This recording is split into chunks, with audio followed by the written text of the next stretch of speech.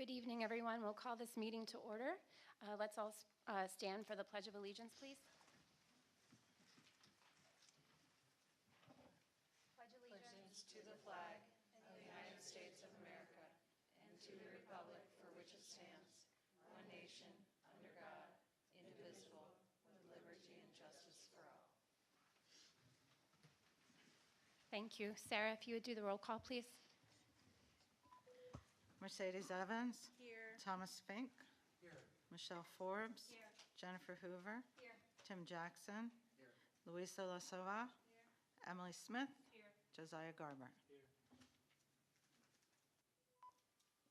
Thank you. That brings us to our first period of public comment. If you have a public comment, please come to the microphone and state your name and address, and please limit your comments to 3 minutes.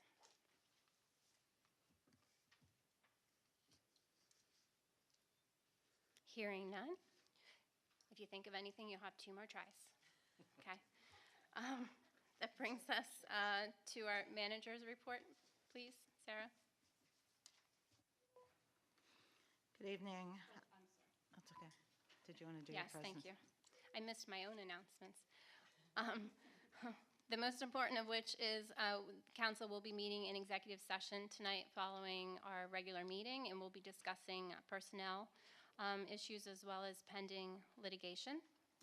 And then also we look forward to the presentation from Sue Phillips from Route 2 about our feasibility study. Sarah?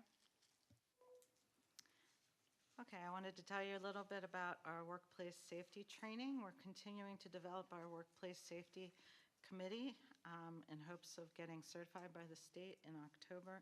We are now trained in CPR and first aid thanks to our session with Officer Tricia Mensch on April 15th. We also received a grant from our health insurance. They call it a wellness grant. They allowed us to purchase a touchless water bottle fillable fountain that you'll see out in the hallway. And we're hoping that the change will encourage staff to use reusable water bottles, drink lots of water, and reduce waste and bottled water usage. On the 22nd of April, I traveled all the way to Carlisle for a pre-application meeting with DEP. We're applying for a $194,000 902 recycling grant. This would be primarily for the purchase of a new loader for the yard waste facility, and Lester can tell you how fancy it is if you're interested in such things. But unfortunately, prior to applying for any kind of recycling grant, they look at your ordinance. They did this back in 2021, at which time we applied for a leaf collector, and they checked our ordinance at that time and said it was good, and now they have said that it is not good, even though it's the same, and have recommended several changes which are on your agenda tonight as an ordinance to be advertised. On April 24th, we celebrated all of our administrative staff members. We are so grateful for our efficient and friendly office staff, and they provide outstanding service to our community every day. Another grant application that we're working on, and HRG is helping me in my spare time. We're applying for another grant. The total proposal totals $693,000. This is a pre-application that we submitted to PennDOT's Automatic Red Light Enforcement Funding Program. So the project would include the connection of existing sidewalk and the purchase and installation of 6 traffic signal battery backup systems along Cumberland Boulevard. We will hear in a month as to whether we should proceed with the application. Michelle and I attended the Frederickson Library Municipal Officials Breakfast on May the 1st. And also with the library, I worked with our B-City USA Committee volunteer, Adele Philippidis, and in a presentation about pollinators for the Roots and Shoots program. And if you haven't seen the pollinator garden before they even do the planting on Saturday, it already looks great with all the perennials. So walk out there and take a deep breath. I think you'll feel better about your day. The B-City Committee will be planting more perennials In the spaces around the Borough Courtyard, we figured out a few more spots so that they can make it even nicer out there. They will also be adding annuals to the existing garden on Saturday, May 11th. So please come out at 9 to 11. Promise you'll spend 2 hours and you'll be done. They will also be hosting a table at the Farmers Market on May the 21st to provide information about the committee's work and how residents can promote pollinators using native plants in their own backyards. Thank you. Thank you, Sarah. Moving on to the mayor's report, please. Okay, police reports in your packet. The officers handled 937 calls for service in the month of April. Next week, the officers will be attending the annual use of force and control tactics training. Fire department ran 36 calls in April, spent 86 hours on those calls.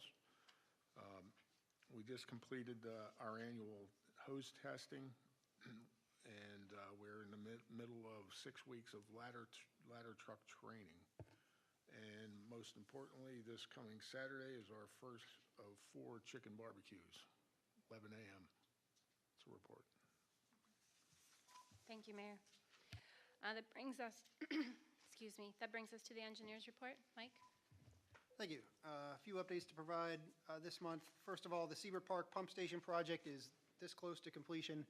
The contractor was back out last week to do some landscape restoration and cleanup and install the pervious pavers. The issue that we discussed last month about a payment issue between a subcontractor and a roofing supplier has been resolved, and the general contractor has indicated that they plan to furnish us the project with a full factory warranty for the roof. Their final completion date is middle of May, so about a week and a half to go. We expect that they're going to hit it, and we expect that we'll be back in the June meeting requesting final payment and close out of that project. So that'll be a great one to close the book on. The 2024 curb ramp project, we've received, after a bit of a delay, we have now received all of the bonds and insurance from the contractor, and they are in order.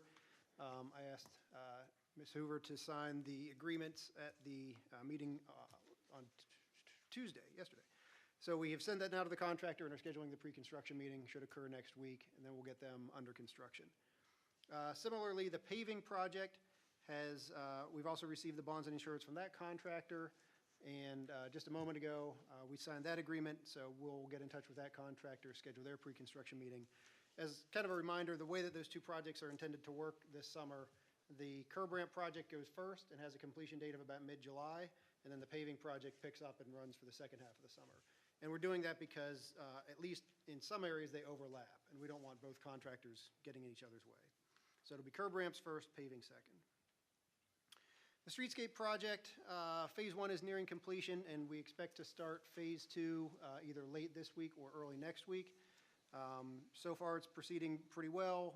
We haven't had too many issues with the contractor. We did have to request that they re-pour a couple of sidewalk panels because of a cross slope issue, but they've taken care of that.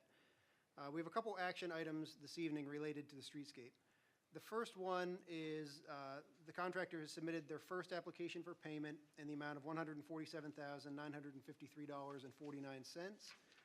We've reviewed that and found it to be in order and are recommending approval of that payment application tonight. The second action item we have relative to the streetscape is change order number 1 in the amount of $2,002.59. And this is to add rebar in a couple of locations. The plan, as presented by the design engineer, didn't have rebar, and typically PennDOT sidewalk does not have rebar. In the curb ramps, there are 2 locations at 22nd Street, though, where we think it's a good idea. And the reason for it is that's where the fire trucks make a hard left and right turn onto Market Street and oftentimes run over those curb ramps. So we think that's a good place to put rebar. In addition, there are 3 driveway aprons that are concrete, and those get truck traffic. So the driveway apron had some wire mesh specified. We think the heavier rebar is a good idea because of trash trucks and delivery trucks. So those are at Rieger and Adler, Laurel Land Transfer, and Roberto's Pizza. So those 4 locations altogether, increasing the steel reinforcement for the amount of $2,002.59 is the requested change order. Lastly, we have a requested supplement for HRG's services due to the increased time frame for construction. When we got under agreement to do the construction phase services for this project in 2023, it was anticipated to be built in about half of a construction season, the latter half of the construction season, for a period of 20 weeks. That project was bid, bids were received, bids were rejected. We bid the project a second time for the full construction season of 2024, which has a duration of 32 weeks. So largely due to that increase in time, the additional 12 weeks, we're requesting a supplement. That's the primary driver. There are a few secondary factors like bidding the project again, the actual bid itself, and some other items that are outlined in our proposal.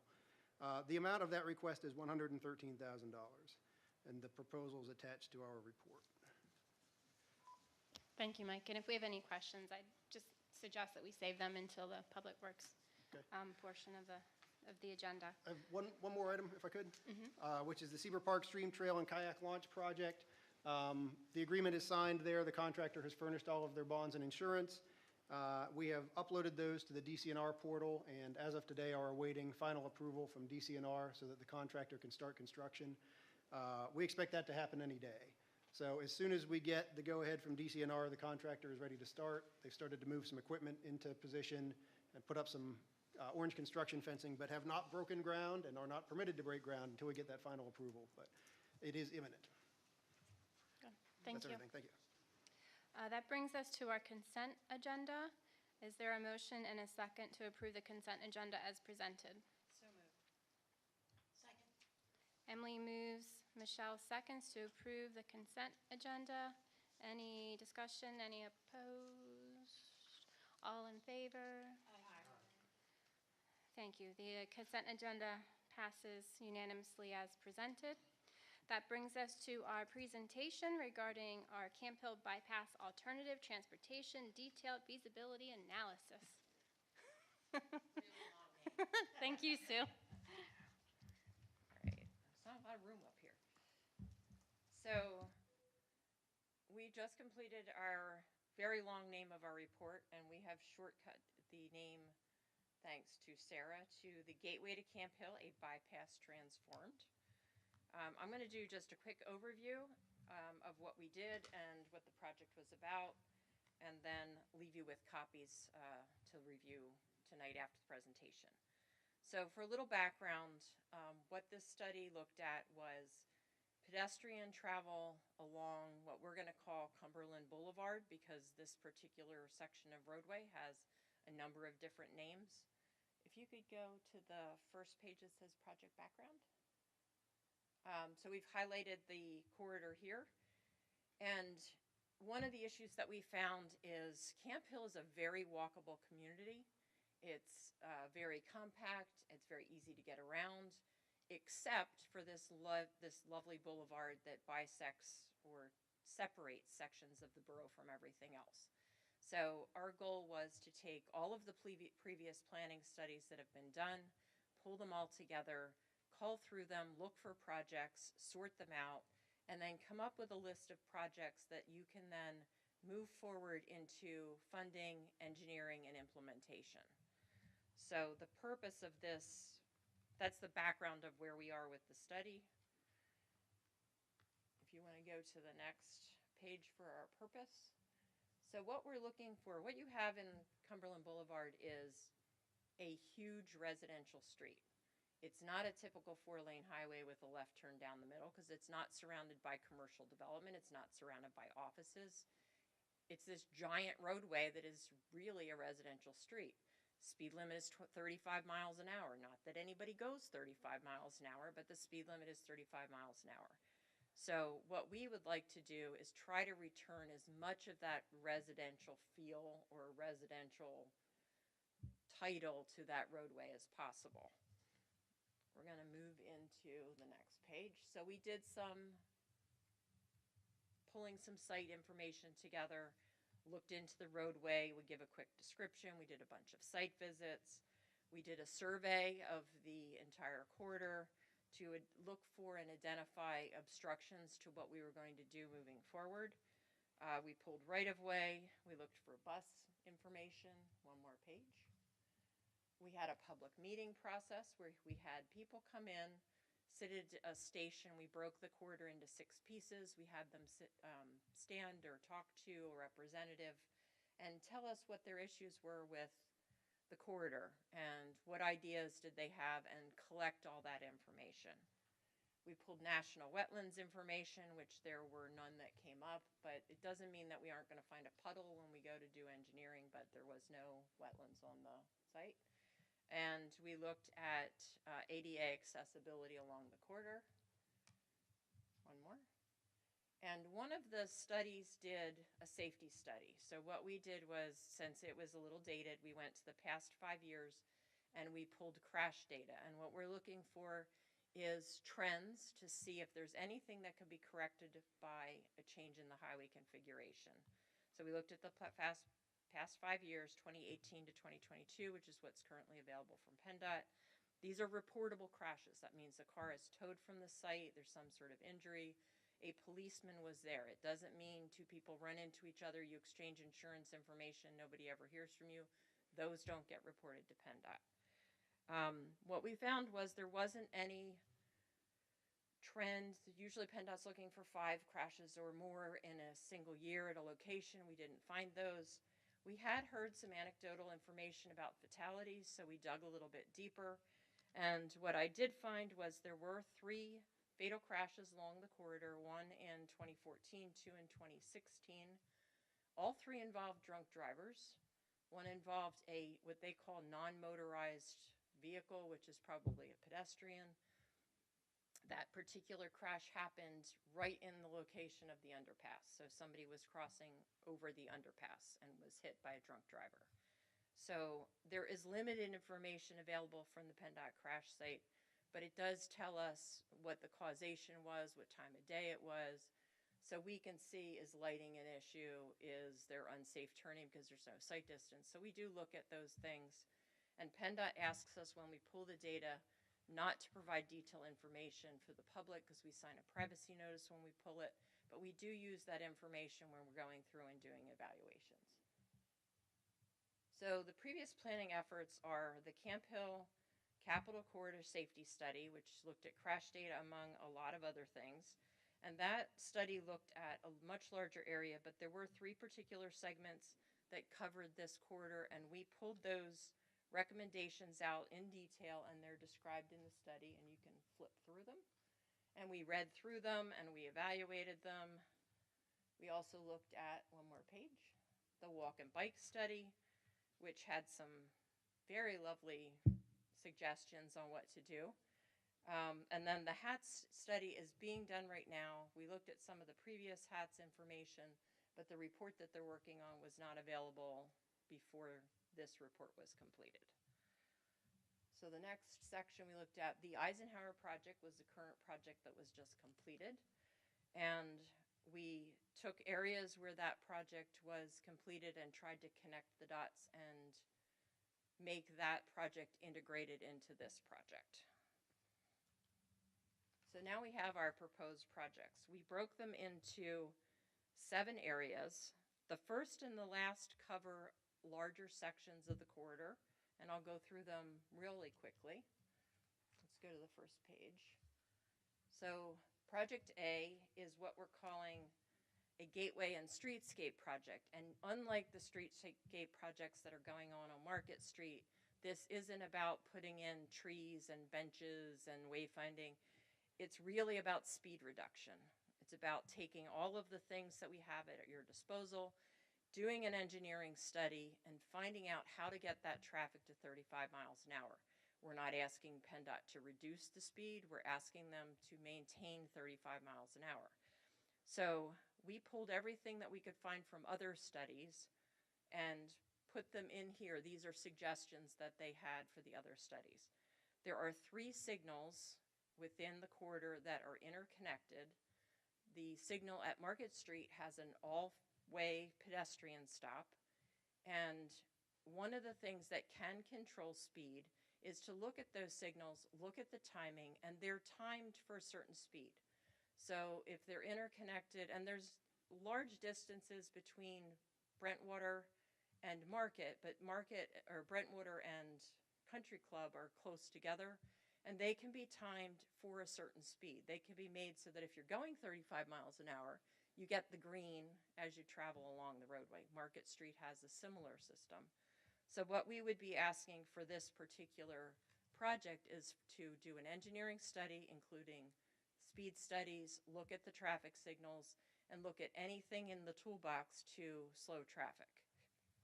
One of the things that was brought up at the public information gathering hearing was something called a road diet. A road diet is where you take a big road, you reduce it down, and you reduce the speed. This is not a road where you can do a road diet. There's way too many cars on this to cut lanes out. You have to maintain the amount of traffic that's on the roadway. PennDOT's not going to let you take it down to a 2-lane road. So we eliminated the road diet as a suggestion, but we can look at opportunities to see if the lanes are the appropriate width. Is there any place where we could add a bike lane? Is there any place where we could widen the median and landscape? This is where we're going to be looking for speed reduction. One of the things that we have found that is very effective is there's a picture here of a sign with a light with a digital readout underneath, and it tells you what your speed is.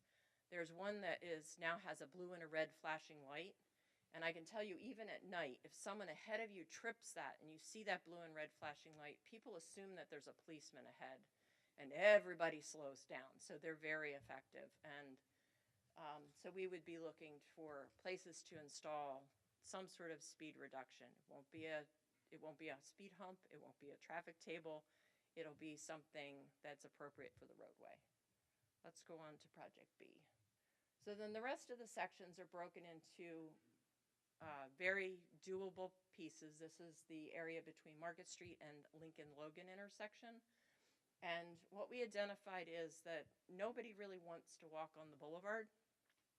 So we're identified what we're going to call the southbound side of the road, or the left side of the map, as a place where there is sidewalk, but it's deteriorated. So that sidewalk would be improved. Any sidewalk that exists on the other side would be removed and then landscaped or grassed or something to keep people on one side or the other. One of the other things that we've suggested that in each sidewalk project, that some sort of wayfinding is included to encourage people to go to the parallel streets within the neighborhoods and walk there and cross where they can cross, but do not walk along the boulevard as much as possible to use those parallel streets. And then after each project description, there's a small exhibit, and there's two options for sidewalk. The first option is either a curb or jersey barrier with a 5-foot sidewalk behind it. The second option is a 5-foot verge or landscape area with a much wider, somewhere between 5 and 9-foot sidewalk behind that. If you look at the plan, the yellow area shows you a 5-foot sidewalk. The red dotted line shows you the impact if you were to put the verge in and then put a sidewalk in. So even we've highlighted in little blue circles places where there's trees, there's retaining walls, there are steps that would have to be adjusted.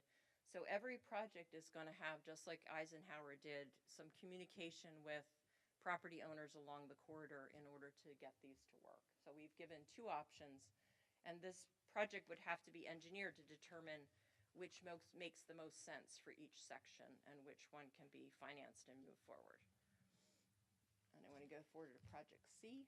So Project C is the curve, and what we're pushing forward here is sidewalk along North 32nd Street, and then an intermunicipal project to take pedestrians off of the boulevard and onto Country Club Place, and then down Brentwater. Brentwater is an issue and would require some engineering. There's some steep slopes, there's some guide rail, so that would have to be done carefully and purposefully. But we were looking at trying to keep people off of the boulevard through this curve. You want to go to the next one? So this is Lincoln and Logan. Is Page missing? I think there's one out of order. There's Lincoln and Logan. Nope. Yep, that's Lincoln and Logan. So here at Lincoln and Logan, all of the planning studies, or a lot of the planning studies, push this forward as a fantastic place to cross. And in a vacuum, it's a great place to cross. On a map with no hills or anything, it's a fantastic place to cross. But so what we're pushing, what this project entails is an engineering study to look at prevailing speeds at the intersection, sight distance to a crosswalk, and whether or not with pedestrian lighting and anything else that we could do here, whether this is actually a safe place for a crosswalk. If you go backwards, because somehow I have a page out of order. The crosswalk configuration that I think moves forward best is a diagonal crosswalk. And this would give you an area in the middle between the two left turn lanes for a pedestrian refuge island. But you would still need some sort of a button for somebody to push, to have lights that would flash, that would tell cars that a person is crossing, a lot of advanced warning for this to happen. This is not just put in a paint a crosswalk and go home kind of project. Now let's go forward. Let's keep going to Project E.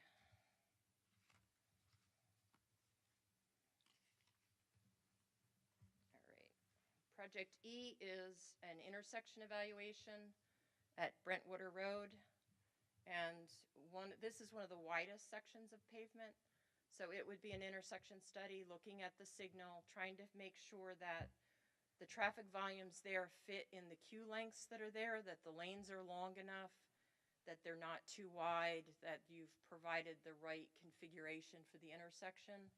And we broke this out because this intersection came up a lot in conversation as being an opportunity for something to be narrowed, and that this right turn lane from Creston to, or from Country Club to Brentwater is sometimes abused. So this came up as an individual intersection. That would also be, we've also included in this particular intersection, there's a crosswalk here that goes to nowhere. So we included in this project to connect that crosswalk down to 29th Street so that it would connect to the other side, it would connect to some place where residents could walk. Let's move all the way through to F. That's the sidewalk on both sides. Here's the crosswalk to nowhere, which we would like it to go to somewhere. So Project F includes sidewalk connecting to bits and pieces. If you want to go to the next one. The blue sections are Eisenhower. The yellow sections are new. And here, since you don't have a verge, rather than ripping up the Eisenhower section, it may make the most sense to do a 5-foot sidewalk here and match, depending on when this project were to move forward. And then going through the last project.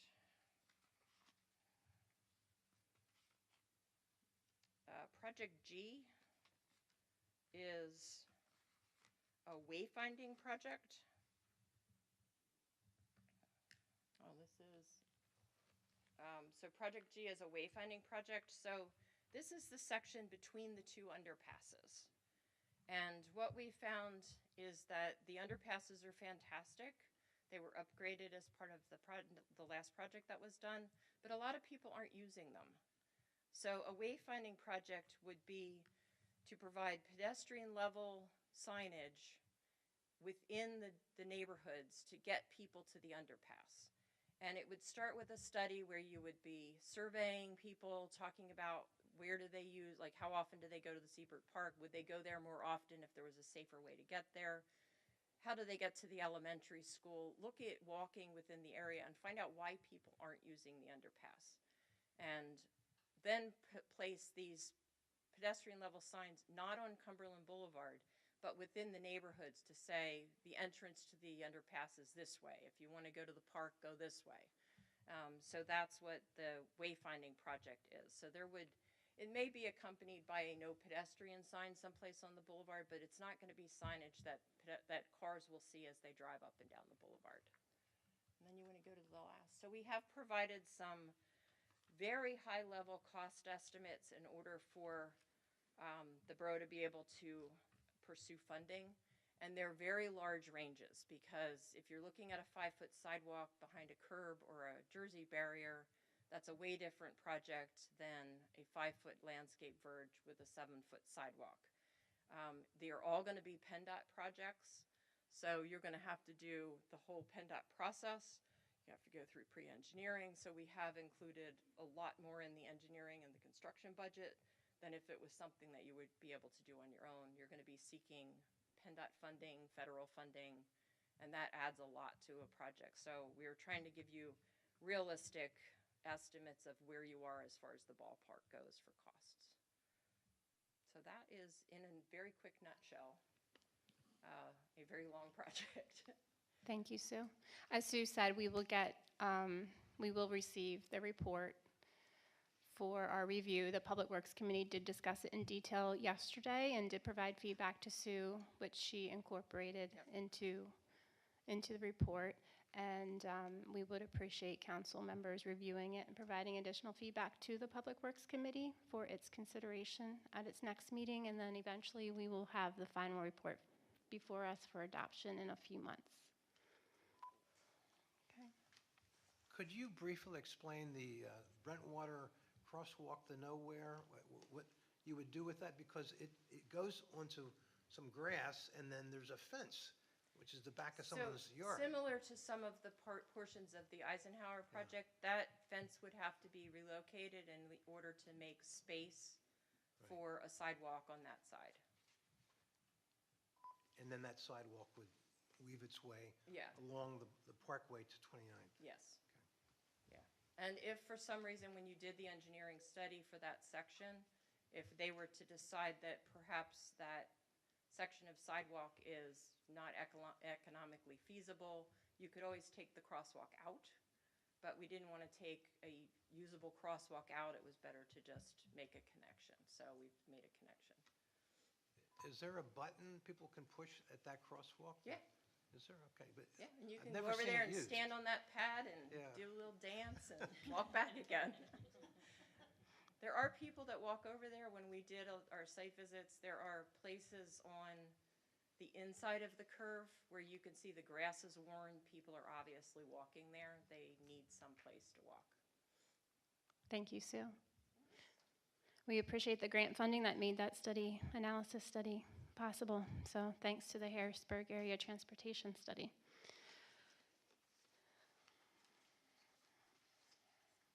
That brings us to our reports of committees, beginning with Public Safety. Tim? Thank you very much. The committee met on April 25th, and the main points of conversation were around excessive speeding on Country Club and the surrounding area. There were some traffic studies that were conducted in 2023 where there were multiple instances of speeding at high rates. And in fact, that area was given a high enforcement rating. And so the group decided to continue the conversation with some potential options for speed reduction. Those options will be presented at our next meeting. And along with Public Works, the police department will be investigating those options that make the most sense given the severity of the incidences that were observed. Secondarily, we also had Superintendent Surface attend as well, and so there will be an emergency management committee training tomorrow for a tabletop exercise, which he will also be attending and participating in. Thank you. Thank you, Tim. Moving on to Public Works. Louisa?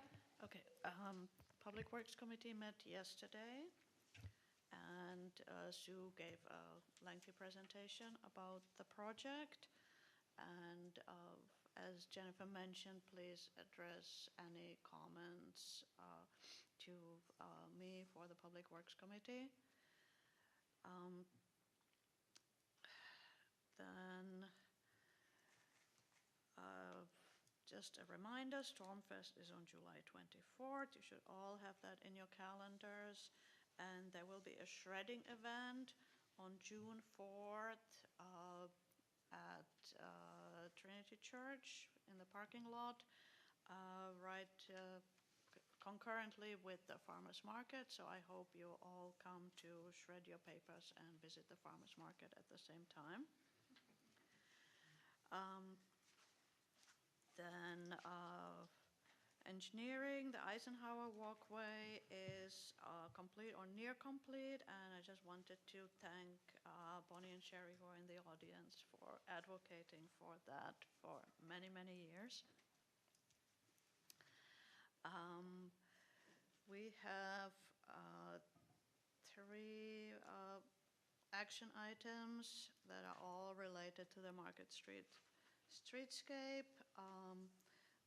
The first 2 are very straightforward, and Mike already explained them. The last one is for the HRG supplement for the sum of $113,000. So that's a large amount, and it came as a little bit of a surprise. So we had a bit of a discussion about it, and HRG agreed that in the future we will be notified about these kind of charges in a more incremental manner. The good news is that the whole Market Street streetscape project is under budget. So this extra $113,000 will still keep us under budget. It will not be over budget. I think that's all I have. Thank you. Thank you, Louisa. Any questions? No. Okay. Michelle, Community and Business Relations.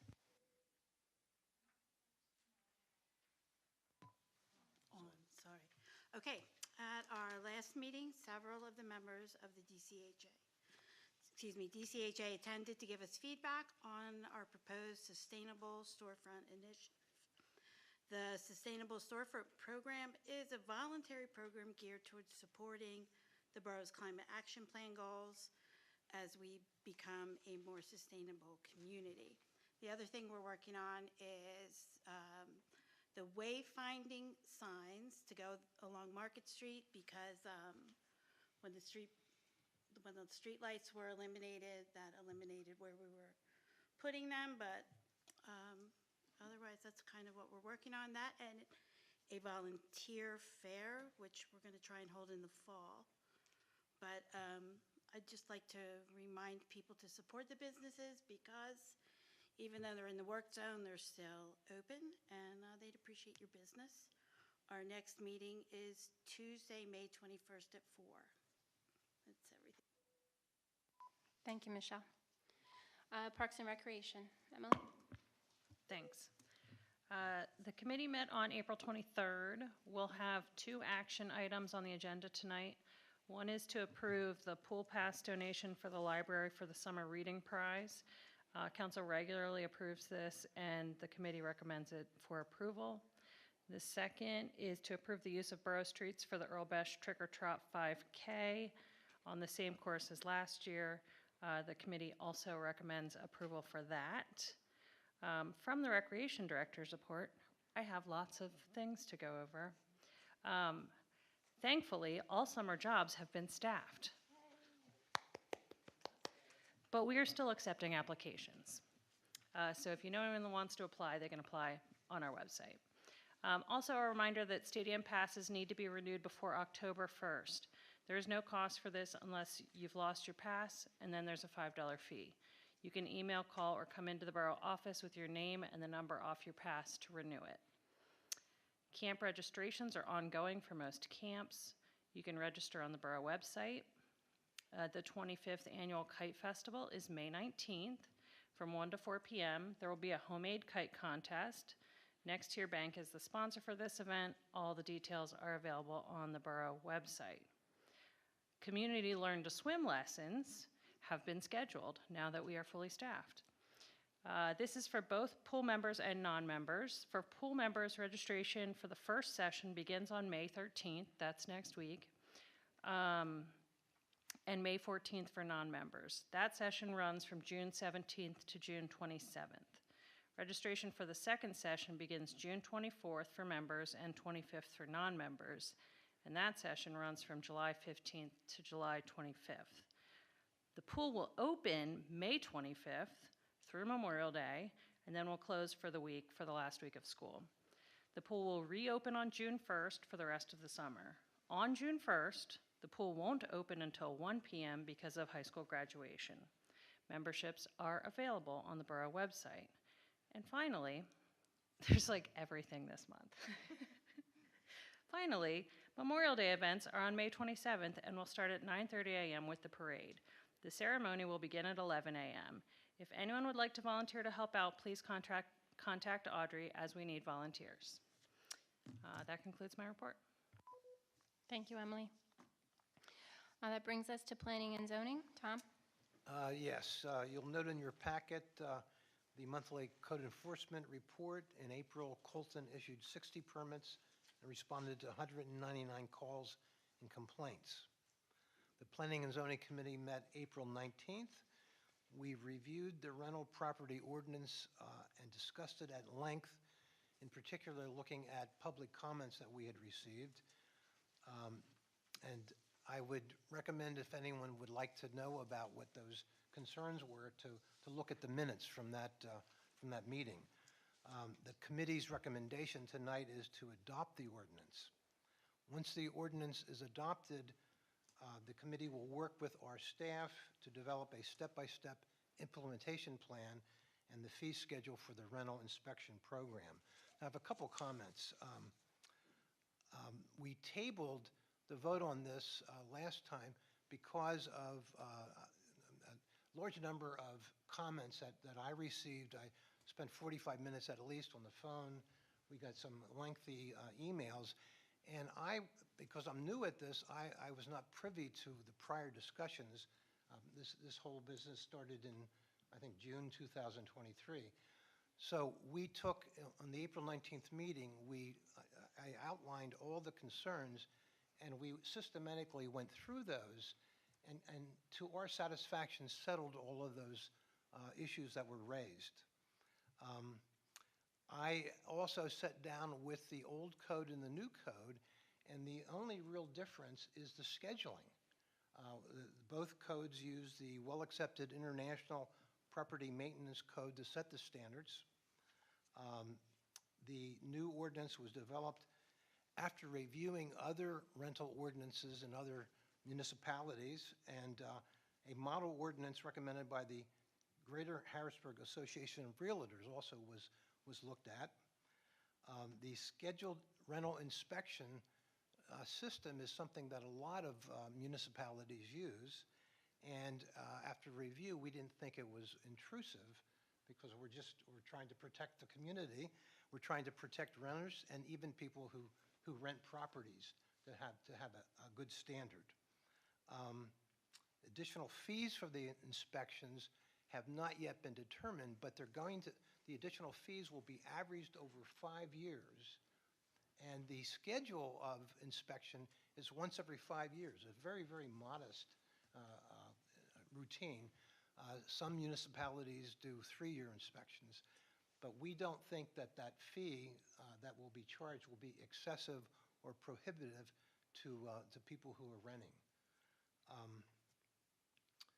The council, certainly our borough manager and the Planning and Zoning Committee, will take an active role in the implementation of all of this, and the fee schedule will come back to the council to be looked at and voted on. So again, that's a protection about excessive fees being charged to people. And we certainly don't want to punish people who are renting. And again, I want to thank Colton, Sarah, and the legal team who put this all together. They put a lot of work into this, and I think that this is a very good idea to have a scheduled inspection, and certainly I'm recommending, as well as the committee, that we vote for it. Thank you. Well, I do have a couple other things. My wife says it's dangerous to give me an audience. The next action item for consideration tonight is the approval of the land development plan for 510 South 31st Street. The plan has been conditionally recommended for approval by both the County and Borough Planning Commission. The most recent engineer review letter dated March 11 is in your packet. The committee's recommendation will be to approve the plan with the conditions as listed in the HRG review letter. And the final action item is the approval of a letter of support for the Tri-County Regional Planning Commission's application to the Safe Streets for All program. The application is a multi-municipal project led by Tri-County and Lower Paxton Township. The project will include a road safety audit on 32nd Street between Trindle Road and Chestnut Street, much needed, and the Harrisburg Expressway, which is Route 581, which would cost the borough approximately $8,500 to match the grant. The committee recommends approval of the letter of support. Does anyone have any questions? Not about that, but I just wanted to add that about the rental inspections during the past 10 years, I guess, that we've been doing the strategic planning and all and involving the community. One of the major concerns is rental properties and keeping them up to date. And also, I think that, again, with you, I agree that it's a really good thing. The only thing that I would like to suggest is for the property on 510 South 31st Street, there are planting 78, I believe it is, shrubs and trees. And I would like to request that they consider using native plants rather than non-native wherever possible. Oh, that's a great idea. How do we get that idea to them? Okay, right, very good. Yeah, I think that's a terrific idea. Yeah, if it's possible. Thanks. Do we specify that in the conditional approval, or? I'm looking to see what they have there now. I don't recall, but I think a lot of them are native already. Already. Maybe None not of them all. are. None of them are? None. Okay, my mistake. I think that we could make it a condition of approval with the applicant's concurrence, Lee? Yeah, and it's something we might want to talk through with the applicant when they come up for the presentation. 'Cause I don't have the plan sitting in front of me, make sure it doesn't conflict with anything in the plan that's before us expressly. Does it conflict with any ordinance provisions or anything? I would think not. No. But, with concurrence, we should be okay. I think the ordinance provisions are going to be size, number, type, those sorts of things, but not species. So, Okay, so there's no additional amendment, change, action tonight with regard to that specific suggestion? I think that's what I'm hearing. Okay, but good suggestion, good feedback. Anybody else? I did have one question. Anybody else? No, okay. I guess with regards to the rental ordinance, I appreciate the thoughtful approach, especially from our new chairman, to take into consideration feedback from our residents. And likewise, I know I do recall that we did receive a comment of support from our former tax collector regarding it. And as of this afternoon also, we received a comment of support from another resident as well. With regards to the conditional approval as well, I just had I noted the county comments. So all of the county comments have been addressed, resolved as part of the approval? no, I think that the conditions of approval should be satisfaction of the HRG comment letter and any outstanding comments in the county's letter. Okay. That's, as I recall, that's the recommendation that the Planning Commission put forward. Okay. Okay. Anything Okay, else? Thank you. No, that's it. Okay. Did you want the applicant to do any sort of presentation? Were they or- scheduled to? They're prepared to talk They about are the prepared to? application if you want them to. but Do we have You have seen any- it once before. I don't know that it's changed much. This is our first time at the council meeting. Oh, it is? Well, we briefed them on it, but maybe you weren't here. Yeah, I mean, I'll just give you a quick overview. Thank you for seeing us tonight. This project is just proposing a storage garage in the back to store the Teamsters tractor trailer, which is used for events and for humanitarian relief type things. And then it's also proposing a small parking lot next to the storage garage to replace the parking that the garage would be taking up. It's also a subdivision plan, but that's just kind of tweaking the property lines. It's not really changing the function of any of the lots. The soccer fields that are there are proposed to remain, so that recreation is still safe for the borough. And as you've kind of said, we've received county comments and HRG comments. They are still outstanding, so we'd be seeking a conditional approval at this point. None of the comments are concerning to us. We feel like we can address them, working with the engineer and with the borough staff. The only question I would have regarding the species is if the borough has a list of preferred species, or if that's something that, yeah. Okay, then that would be definitely something we're willing to look at our landscape plan and make sure that it's more native versus non-native. Besides that, we'd be happy to answer any other questions that the council has. Anyone? I don't have any. No, thank you very much. Yeah, thank you. Okay, that brings us to Administration and Finance. Mercedes? All right. The committee met on April 29th, and we discussed a variety of topics, including union negotiation updates, budget to actual reviews, and one of our the one action item for tonight, and that is to consider advertisement of ordinance to amend the recycling ordinance. Consider advertisement of ordinance to amend recycling ordinance, right? And Sarah touched on that during her borough report. This is going to allow us to qualify to apply for a $194,000 grant for a new loader for the yard waste facility.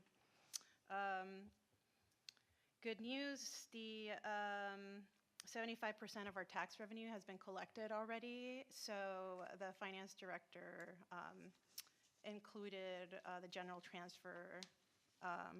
That's part of the consent agenda that we approved already. Are there any questions for me? Our next meeting is going to be on Wednesday, May 29th. It's usually on Mondays, but that Monday's Memorial Day. So it's going to be Wednesday 29th at 4:30. Thank you. Thank you, Mercedes. That brings us to our liaison reports. Tim, beginning with the Borough and School District. Thank you very much. The group met on April the 24th and discussed many topics, the majority of which were actually covered earlier in this meeting, so I won't go over those. And so the ones that were not already covered were the institution of an English as a second language class that began. There were 60 people who signed up, and they're thinking about expanding that potentially to involve children. So that's an update. And then secondarily, in terms of the baseball field upgrade with the warning track, that was donated by a community member, and so there was acknowledgement for that donation. That's all I have. Thank you. Thank you, Tim. The Stormwater Authority, Tim, or Tom? Stormwater is me. Oh, Louisa. The Stormwater Authority did not meet in April, and the next meeting is May 14th, so I do not have a report. Thank you. The Sustainability Committee, Tom. Sustainability Committee met April 11th, and it will meet tomorrow again. The Sustainability Committee continues to be a very active organization group working on the implementation of the Climate Action Plan and looking ways to both educate the community, the public, and save money. The transition from fossil fuels to alternatives saves money, and so we want to educate people about that. The committee continues to support efforts through the Wilson Engineering Group to look at ways the borough itself can reduce energy in its own buildings and potentially to incorporate some electric vehicles. A member of the committee had contact with the National Renewable Energy Laboratories to look at ways that Campbell property owners might evaluate their energy usage and assess potential cost savings in the conversion from fossil fuels to alternatives.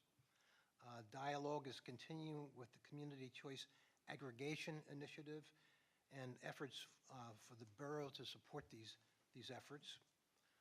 The committee is also looking at ways to educate the public about solar, and they're looking potentially at bringing somebody in that could talk to the public about solar alternatives.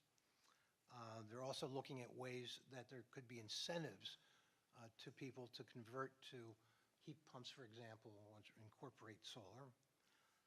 And finally, the Stormfest event is coming up July 24th, 5:30 to 8. The committee's looking at maybe having a table at that event, but there's many other terrific contributors to that, and we certainly will be advertising that.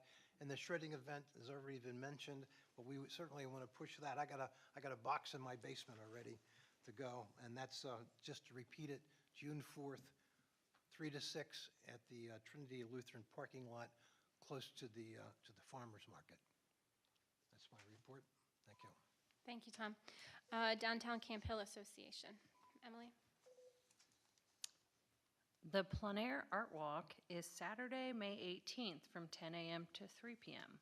If you'd like more information on that, you can get it at camphillborough.com/artwalk. Big news, Market on Market is reopening on May 14th. That's next week. The market is open Tuesdays from 3 to 7 p.m. There are currently 31 vendors signed up for this year, and there will also be a composting initiative this year. The Downtown Camp Hill Association Mega Mixer is scheduled for Tuesday, June 11th from 4 to 6 at Watershed Pub. We have a new business, Joey Jack's Ice Cream, at 2208 Market Street, which is inside Tanya's Cookie Boutique. And just a note, Campbell Borough was recently named the best U.S. small town to retire to, according to a recent survey by Travel and Leisure. I don't know whether all retirees in Camp Hill agree with that, but, you know, it's great for the borough. That concludes my report. Can I just say something about the Market Street streetscape while you're talking about the downtown? The project will be ongoing during plein air. I mean, they won't be working on the weekend, and it will be blocking the sidewalk during the Memorial Day parade. It's one of those, pardon our mess, we're going to do the best we can to make it as neat as we can. We will be sweeping the street. We're optimistic. Where they're working now is where they will still be by the end of May. They'll still be working there, but they're hopeful that they'll have the curb done at least by Memorial Day so that they'll be out of the street. The street will be wide enough, but you will not be able to stand on the sidewalk at that location. By next Memorial Day, it will be fantastic, and you will have forgotten all about the mess. Please come out to the plein air and to the Memorial Day events. Regardless, you will have just as much fun. You just have to avoid that area of the sidewalk. Thanks. Keep thinking about all the little kids and the candy and the sidewalk. But not there. Alrighty, that brings us to the Capital Region Council of Governments. You skipped the library. Oh, wait, well, library first. then, I can please. do them both. You can do them both, thank you. First of all, CapCog didn't meet, so we all meet on Monday. That was that one. And as Sarah said, for the library, we went to their annual municipal leaders breakfast last week, which had municipal leaders around town. And I'd like to thank the library for having us there for that valuable opportunity. They still have tickets on sale for Good Taste, which is their kitchen tour that's being held Sunday, May 19th. And blueberries are on sale from now until July 2nd, if you'd like to order them. That's it. Thank you. Thank you. That brings us to our second period of public comment. Again, if you wish to offer public comment, please come to the microphone, state your name and address, and please limit your comments to 3 minutes.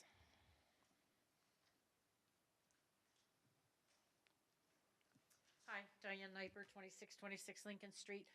And Jen was perfectly correct. I am supporting the ordinance about taking care of our rental properties. For those of you that were here years ago, it's been a concern of mine for 10 plus years now. Our rental properties are really increasing, and you know all that, but just so you know, there's support out there. Thank you. Anyone else?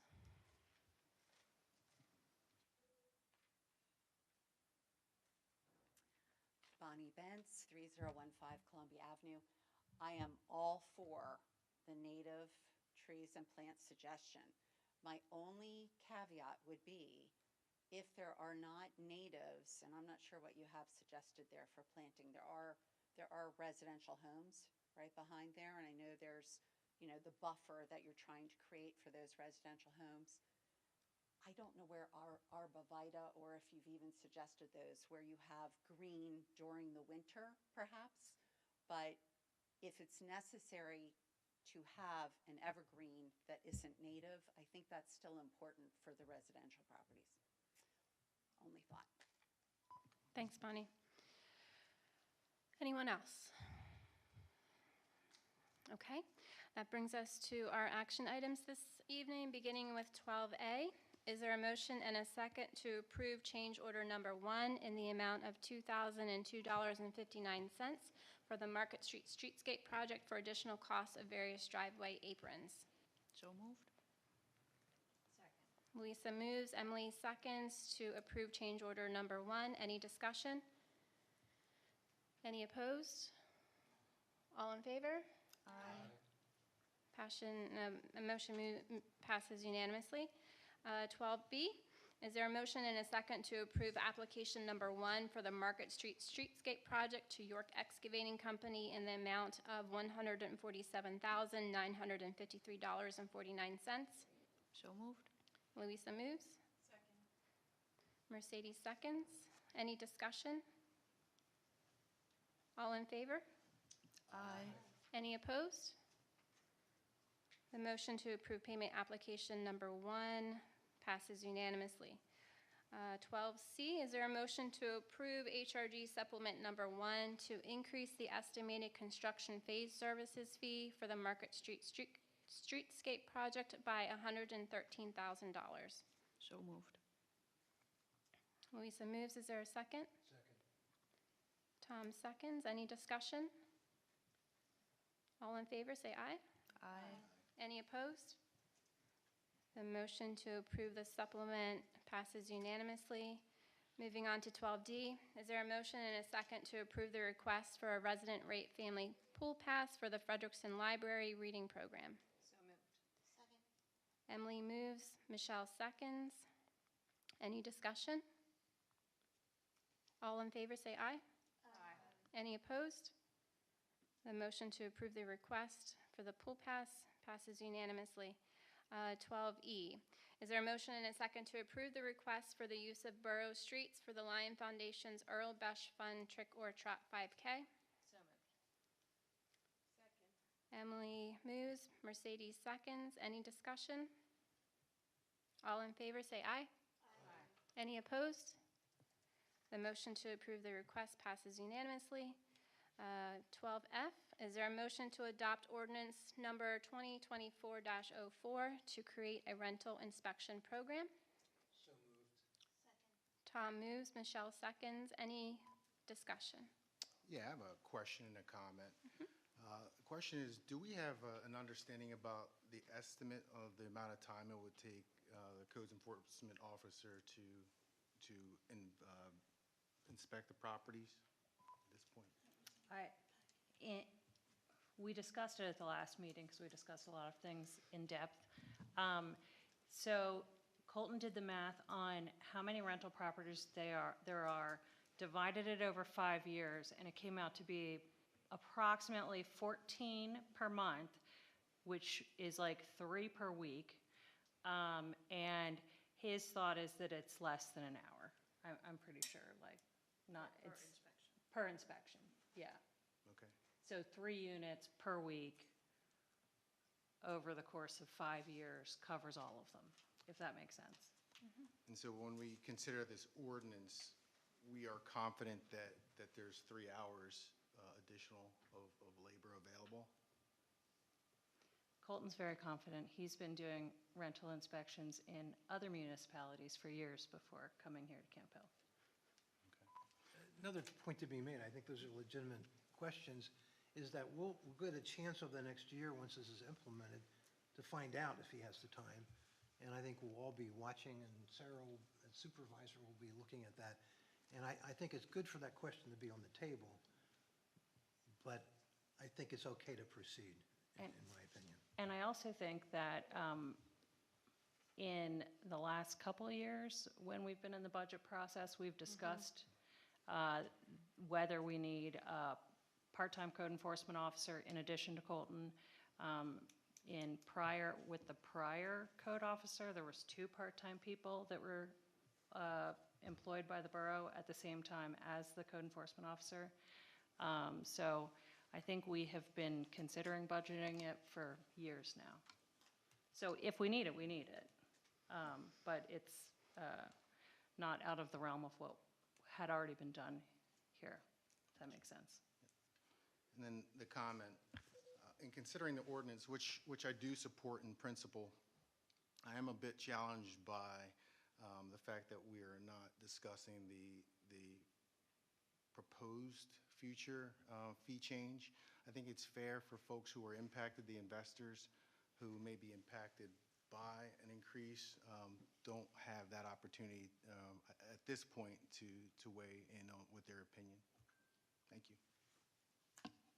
Any other discussion before taking a vote? Seeing none. Is there a motion? Oh, I think we already asked for a motion and second. It was a motion by Tom, seconded Michelle. Discussion has been entertained. So all in favor, please say aye. Aye. Any opposed? So the only negative vote would be Tim's vote. Otherwise, everyone else has voted in favor to approve ordinance 2024-04. That brings us to 12G.